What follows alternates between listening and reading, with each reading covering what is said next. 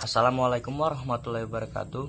Nama saya Doni Winarto, NPM 1821020152. Baiklah, saya akan mempresentasikan tentang pengertian, sumber hukum, dan asas hukum acara perdata.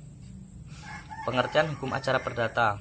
Pengertian hukum acara perdata secara umum mengatur proses penyelesaian perkara perdata melalui hakim di pengadilan penyusunan gugatan, pengajuan gugatan, pemeriksaan gugatan, putusan pengadilan sampai dengan eksekusi atau pelaksanaan putusan pengadilan.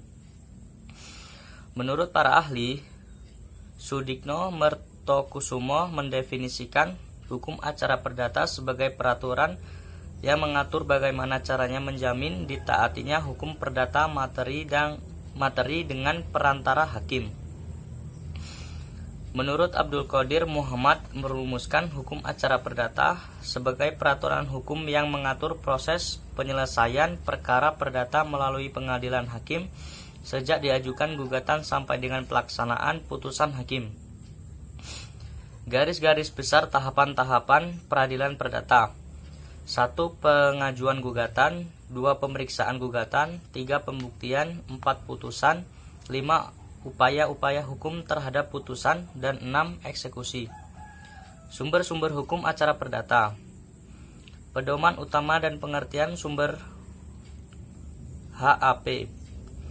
Hukum acara perdata Indonesia sampai kini masih tetap berpedoman sebagai pedoman utama pada hukum acara perdata kolonial. Sumber hukum acara perdata adalah tempat di mana dapat ditemukannya ketentuan-ketentuan hukum acara perdata. Pengaturan masih tersebar di dalam berbagai peraturan perundang-undangan, yaitu 1. HIR. HIR sering diterjemahkan dengan RID, Reglement Indonesia yang diperbarui. 2. RBG. RBG berlaku untuk daerah luar Jawa dan Madura. 3. RF. RF lazim disebut dengan Reglement Hukum Acara Perdata untuk golongan Eropa. 4. BW, Kitab Undang-Undang Hukum Perdata, khususnya buku ke-4. 5. WVK, Kitab Undang-Undang Hukum Dagang.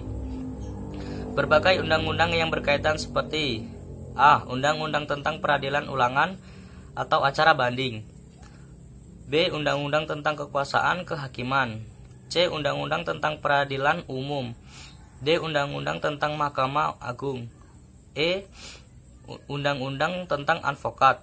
F. Undang-undang tentang perkawinan dan peraturan pelaksanaannya seperti PP nomor 9 1975 dan PP nomor 10 1983.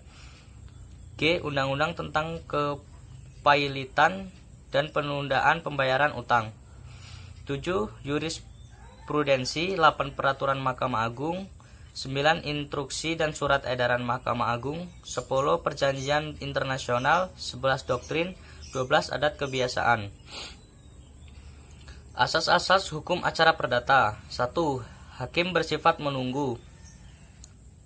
2. Hakim bersifat pasif. 3. Persidangan terbuka untuk umum. 4. Audi et alteram partem. Asas ini tercemin dalam pasal 4 ayat 1 Undang-Undang Nomor 48 2009, pasal 145 dan 157 RBG, pasal 121 dan 132 HIR. Pengadilan harus memperlakukan kedua belah pihak sama, memberi kesempatan yang sama kepada para pihak untuk memberikan pendapatnya dan tidak memihak. 5. Keputusan harus disertai alasan. 6. Beracara dikenakan biaya. 7. Trilogi peradilan sederhana, cepat, dan biaya ringan. 8. Asas bebas dari campur tangan pihak di luar pengadilan. Sekian presentasi dari saya. Wassalamualaikum warahmatullahi wabarakatuh.